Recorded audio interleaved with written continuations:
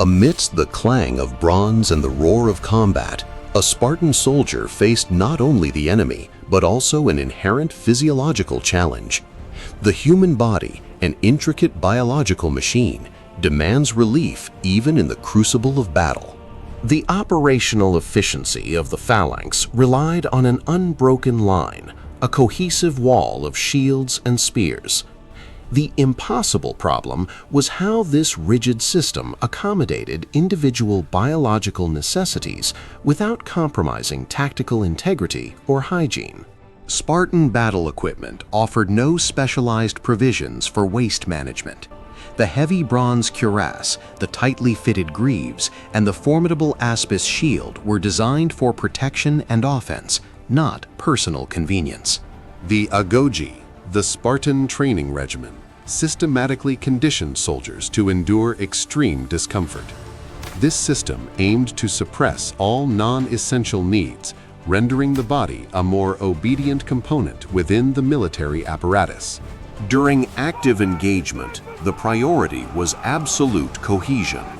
Disengaging from the phalanx for any personal function was functionally equivalent to breaking formation, a breach of discipline with potentially fatal consequences for the entire line. Therefore, logistical preparations before battle were crucial.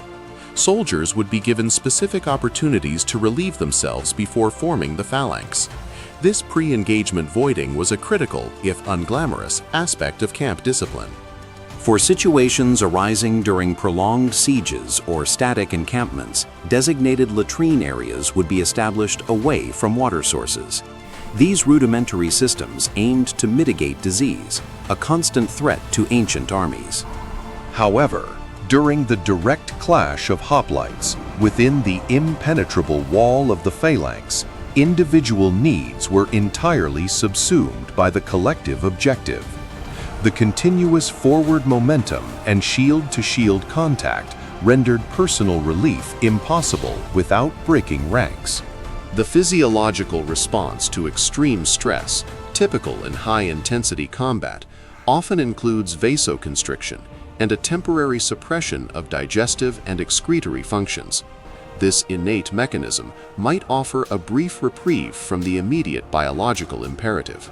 For the Spartan soldier in the midst of active battle, if the urge became unavoidable, the prevailing instruction and expectation was absolute suppression. Failing that, relief would be afforded only within one's own clothing or armor, a grim reality of sustained combat. The psychological conditioning of the Agoge instilled a profound disdain for weakness or distraction. Any perceived lapse in composure, even due to natural bodily functions, was considered a breach of the Stoic ideal and a potential point of shame. Unlike some contemporary armies that might employ more dispersed skirmish lines or rely on cavalry, the Spartan phalanx's strength lay in its monolithic density. This formation left virtually no tactical flexibility for individual disengagement. Consider the Persian army, often fighting in looser formations and with more diverse unit types. Their operational doctrine allowed for greater individual mobility and, consequently, more opportunities for soldiers to attend to personal needs during lulls in combat. For the Spartan, however, the structure of battle was a testament to their unwavering discipline. The how was less about a system and more about an absolute denial of the individual, transforming the human body into a durable, unyielding component of the state's military machine. The rigid operational parameters of the Spartan phalanx dictated that the individual soldier was a component, not an autonomous unit. All bodily functions were expected to be managed either before engagement or suppressed during the intense, often brief, period of direct conflict. However, the biological imperative is ultimately undeniable. In scenarios of prolonged combat, extreme fear, or severe injury, the body's control mechanisms could fail. This reality underscores the limits of even the most stringent conditioning. Such incidents, though rarely documented directly, would contribute to the unsanitary conditions inherent in ancient battlefields. The practical outcome would be a localized, unavoidable fouling within the armor, impacting personal hygiene and contributing to the overall grim sensory experience of combat. Beyond the direct clash, during extended campaigns or periods of encampment, the logistical challenge of waste management reappeared.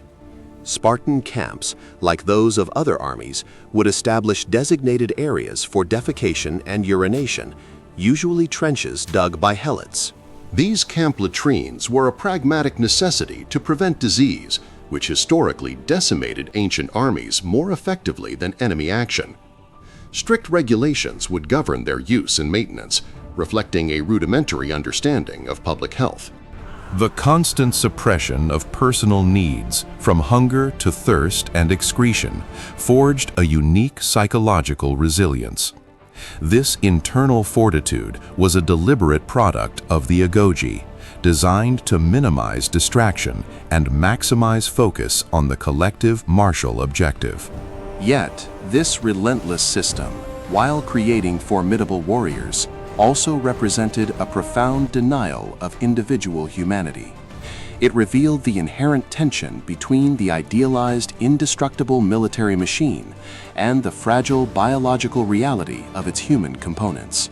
The rigorous control over bodily functions in battle was a microcosm of Sparta's broader social engineering.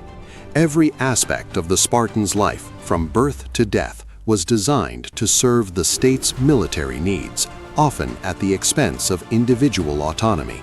This absolute focus on the collective, while creating an unmatched fighting force, also fostered a system profoundly resistant to change. The mechanical efficiency of the phalanx relied on an unchanging model of warfare and human behavior. The long-term effects of such constant physical and psychological suppression contributed to a society that was highly specialized but lacked adaptive flexibility. This rigidity, while an immediate strength, would prove to be a profound vulnerability in an evolving geopolitical landscape. Furthermore, the constant exposure to unsanitary conditions, whether on the battlefield or during prolonged campaigns, carried inherent health risks. While Spartan discipline sought to mitigate these, disease remained an ever-present, silent adversary. The Spartan soldier's personal experience, frequently characterized by discomfort and the denial of basic human needs, underscored the extraordinary demands placed upon them. This was the cost of maintaining their formidable military reputation. Such extreme discipline, while forging an indomitable will, also created a fragile social structure. The population of true Spartiates dwindled over centuries, partly due to the relentless, demanding lifestyle and the lack of outward flexibility. The mechanical system of Spartan military life therefore possessed an inherent design flaw.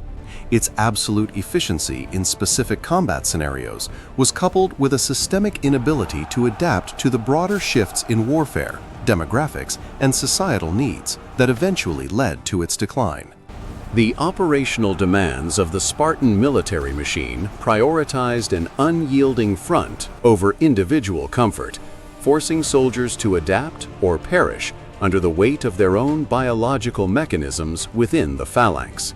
This uncompromising system, while effective in short, brutal engagements, faced insurmountable challenges in prolonged conflicts and evolving strategic landscapes, where flexibility and logistical nuance became paramount.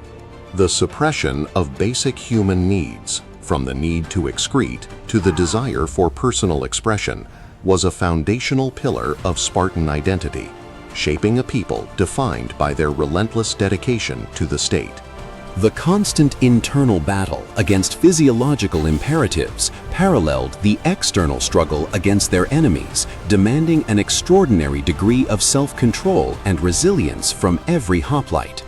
Ultimately, the question of how a Spartan soldier managed such a mundane yet unavoidable biological function during battle reveals the profound, almost mechanical extent to which human beings were engineered for war. It illustrates a society that systematically stripped away individual needs to create an optimal, if tragically rigid, military apparatus.